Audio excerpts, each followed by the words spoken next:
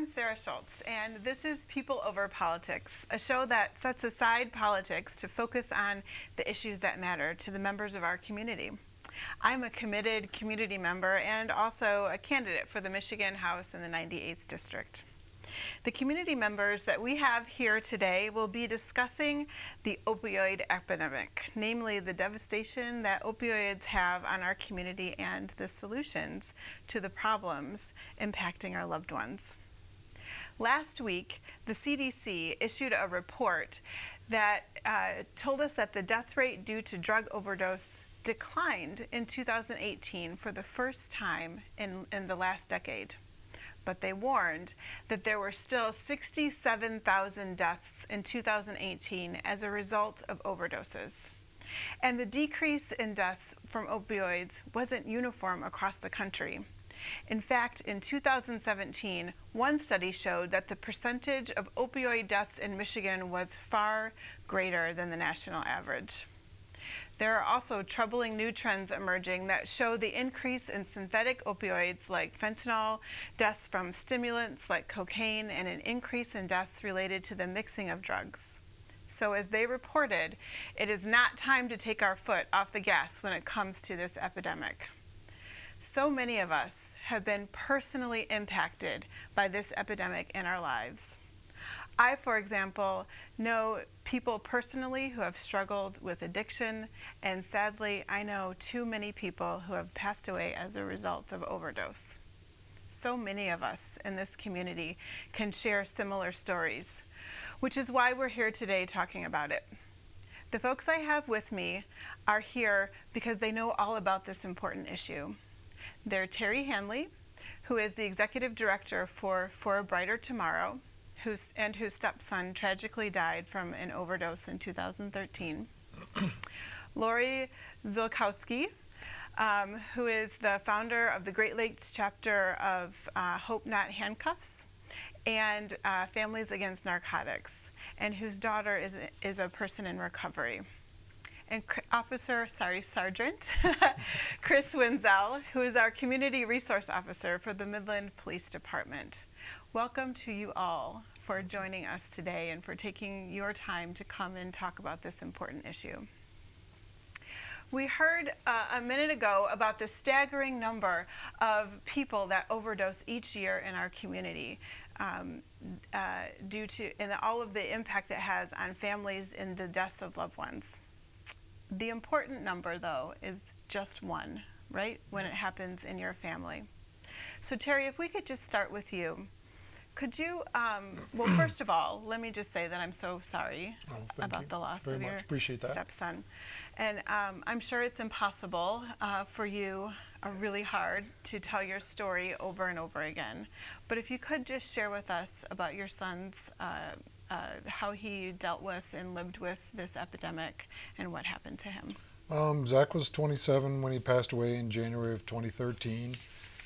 He had been using for probably about 5 years that we knew of heroin, in and out of rehab, struggled with it, and there was one point that he was clean long enough to know because of a job that he had, and he'd gotten a really nice job in late fall of 2012, and then for some reason he just decided to use that night, and unfortunately we think he tried to use the same amount he had used before, and that ended up killing him.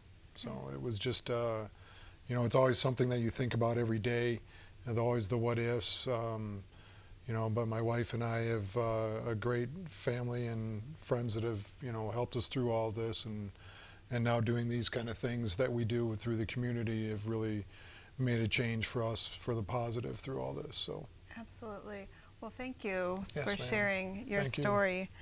I also know that you've done some really great things in our community around this issue, and I'm sure all the work that you do just really honors the memory of your stepson. Can you tell us a little bit about some of that work? For a Brighter Tomorrow, we help those in the recovering from addiction in many different ways, mostly by helping with counseling or drug testing that they may need, financial support there. We also go into the schools and speak in the schools and try to teach children out there right now mostly letting them know what's going on out there in the community, that it is here in Midland. It's, you know, not just in the big cities like most of them seem to think. And then we just talk to them about ways to try to avoid even getting started into this situation, you know, by watching out for opiates and prescription drugs, these kind of things. Because right now we're doing a great job in this community, everybody that's pitching in on this, but we just want to now just make sure kids don't even get started into this area. And that would change everything, I think. That's our biggest goal right now. So we're doing as much as we can with every group, you know, combining and doing what we can to keep this situation, to try to get it to level off where we can do something better now. Yeah, and as I understand it, your organization also gives, helps people struggling with addiction get the resources that they need to get help. Can you talk a little bit about well, that? we kind of point them in the right directions if they need, you know, if we get phone calls that they're still struggling, we get them into Hope Not Handcuffs. That's the first call I tell them to take. But we you know, we help them along the lines of, you know, if they need clothing, we try to help them with that. If they need, you know, if they're getting into a new house or an apartment, we try to help them with supplies that'll get them started when they first move in, so it's less of a burden as they're moving in. So That's great. yes, That's great. Thank you. thank you. So now I want to turn to Officer Wenzel. You heard me talk about some national statistics, but I wonder if you could give us more of a local perspective on how this epidemic is impacting us in our community. Yeah, so what we see is, you know, especially working with Terry and Lori and other community partners, is, you know, it's all over the map in a sense that, you know, the people that we're losing, it doesn't matter if they're wealthy, if they're poor, there's no bias.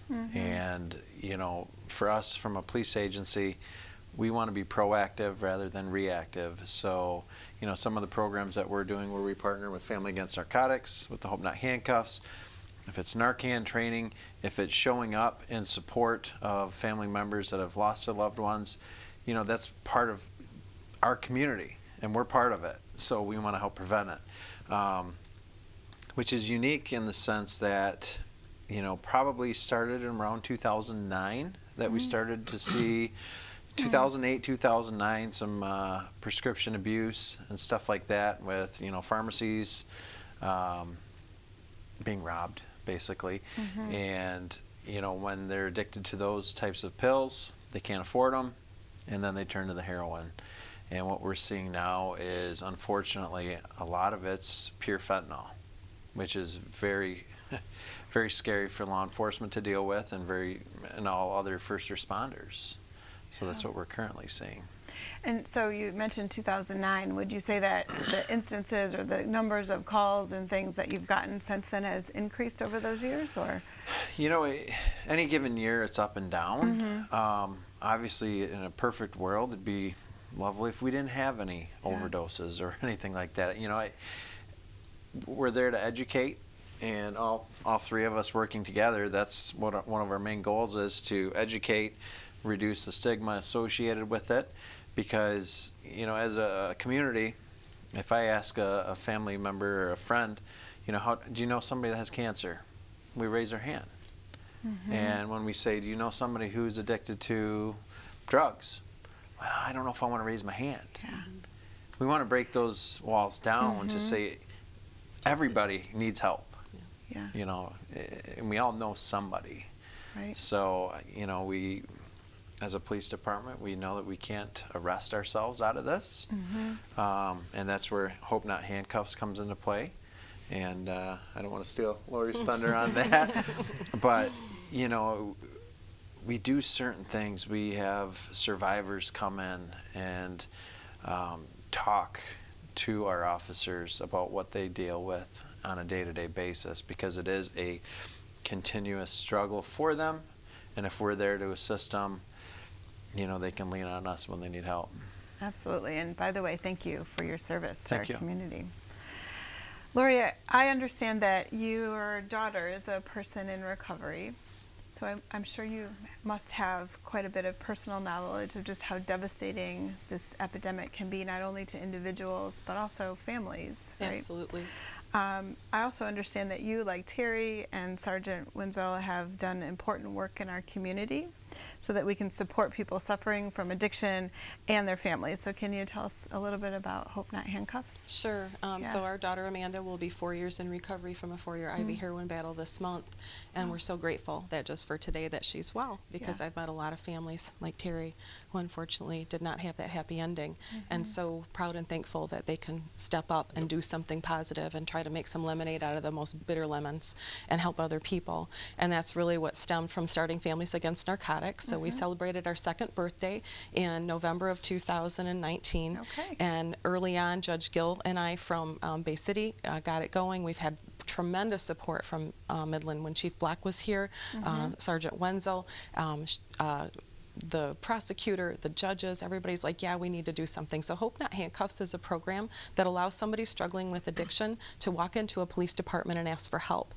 So like Sergeant Wenzel said, we can't arrest our way out of a health crisis. And so instead of the police being against us, they're with us now. And so they walk into the police department and say, I'm struggling with addiction. The police officers greet them with compassion.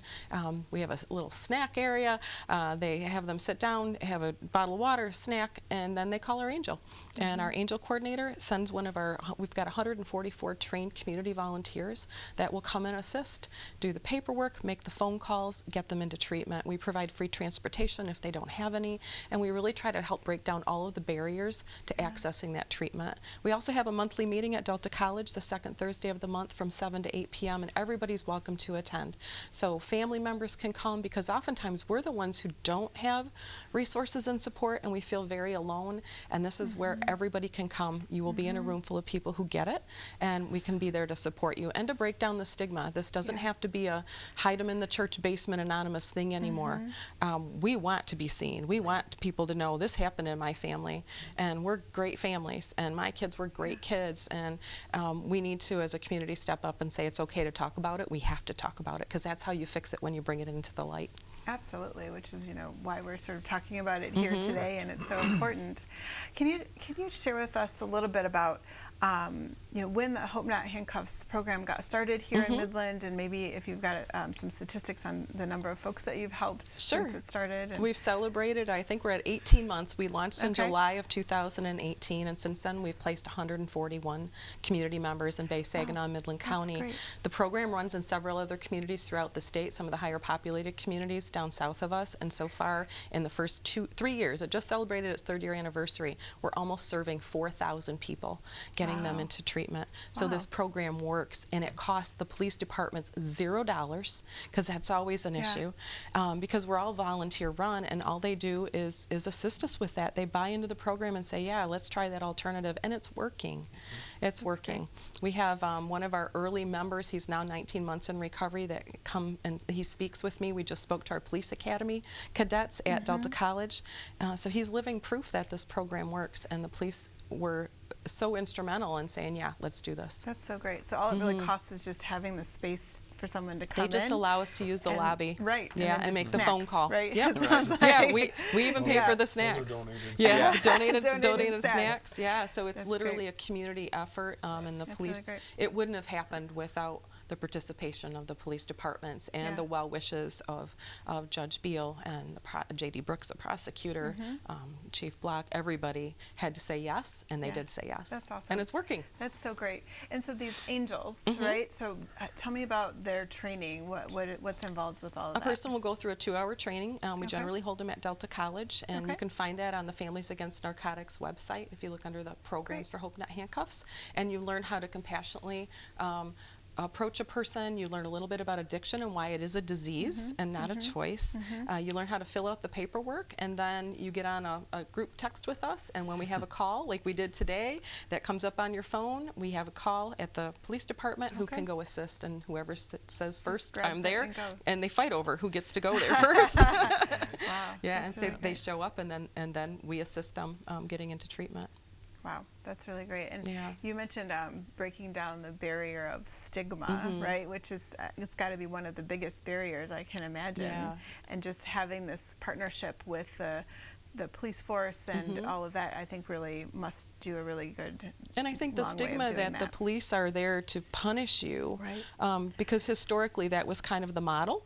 Yeah. And maybe it worked in the old days, but it's not working in this epidemic. And it's a bad day at work for these guys when they have to Narcan the same person over and over, and maybe the third or fourth time they go and it doesn't work, or they have to go knock on somebody's door and tell them that their loved one passed away. That's a bad day at work when you're a police officer.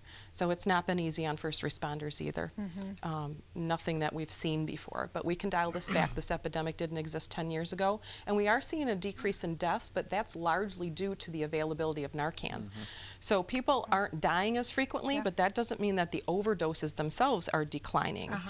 So we are triaging it by stopping the dying first. Now we need to get those people the help that they need, but more importantly, the prevention piece, like the Legacy Center does, is don't get started in the first place, especially if you're under the age of 21 when your brain's still developing. It's a really dangerous time to try any substances, including vaping or marijuana or alcohol or prescription drugs. Adderall is the #1 abused prescription medication on the college campus. So any of those things can lead someone else down that path. Absolutely. Wow, And these there's are plenty of amazing. Narcan training going on in the community now, that between the Legacy Center, fan, there's plenty of Narcan training that if people don't understand what it is, they can come to a fan meeting, or Legacy Center has a couple planned in the near future that are, we're trying to get it into businesses now, that we're training people in businesses to be able to use Narcan so that people are prepared because it can happen anywhere. It's just not happening in people's houses. Overdoses can happen anywhere, and if you're trained, it's important to try to save that life, because that amount of time before the first responders show up is important Absolutely. to save a life. So I would love to get information about where and when those trainings Sure, are, so yes, that we ma'am. can share that information out to the community too. yes. It's as I'm listening to you all talk about this important work that you do, I'm sort of picturing this sort of safety net that you're kind of weaving together with all of your different perspectives, right? With the resources and the police sort of officer involvement and all of the angels and all of that sort of coming together in our community to really tackle this program. And it's sort of it's a beautiful thing to think about all of these pieces that are working so well together in order to help the folks who need the help. So thank you all for working in our community to do that. And it takes community crusaders, right, like you all, that can help turn a big problem around, a problem that's been sort of boiling for a decade.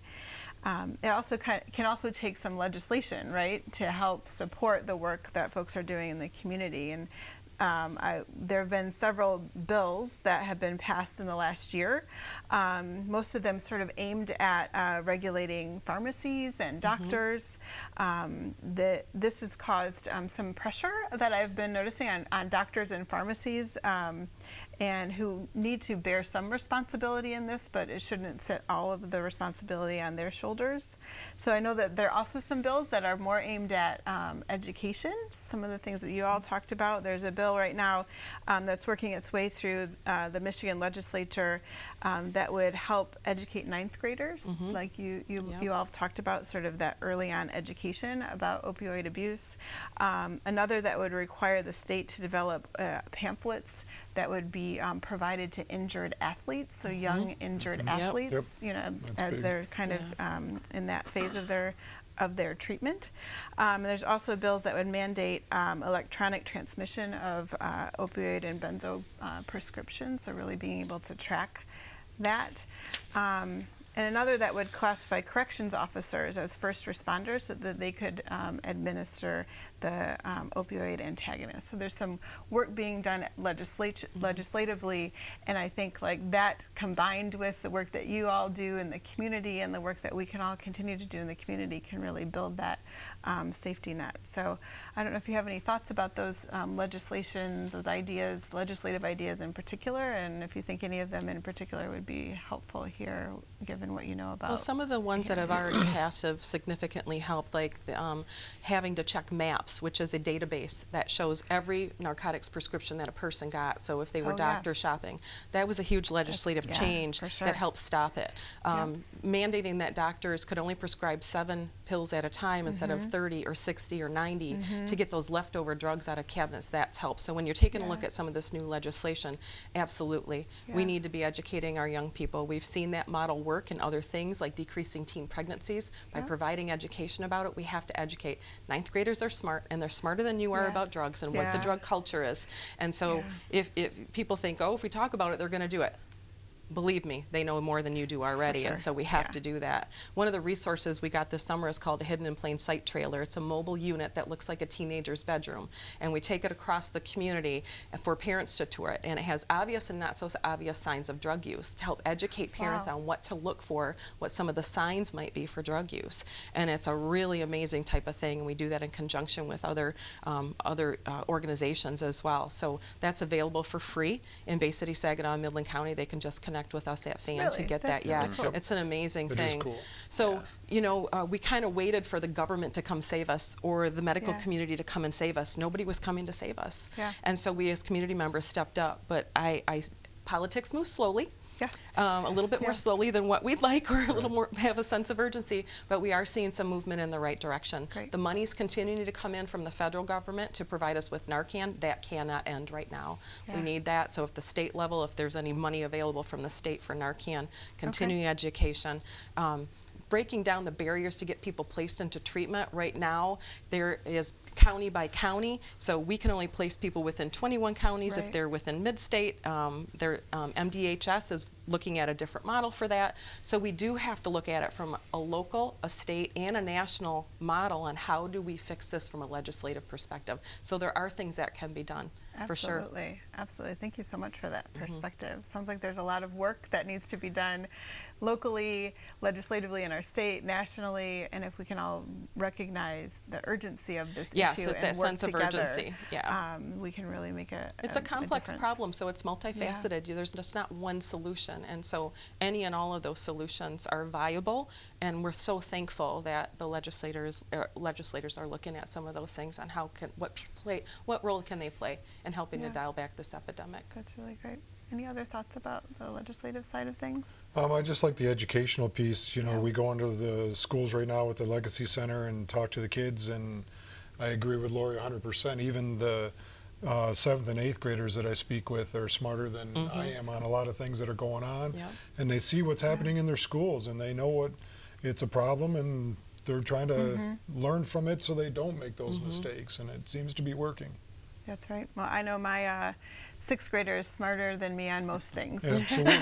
So, absolutely. Very good. All right. Well, our time is up, and I just want to thank you all for joining me today, Terry and Lori and Chris. I appreciate your time. Time is the most precious thing that we can offer each other, and coming together to talk about the issues that are so important to us in our community is the most valuable use of our time, I think. And to those of you listening or watching from home, if you have any stories that you want to share or issues that you'd like me to address in future shows, you can email me directly at sarah@sarah4mi.org. We look forward to our next show, where we will address another issue that impacts the lives of everyday folks like you and me, because it's always been about putting people over politics. Thank you.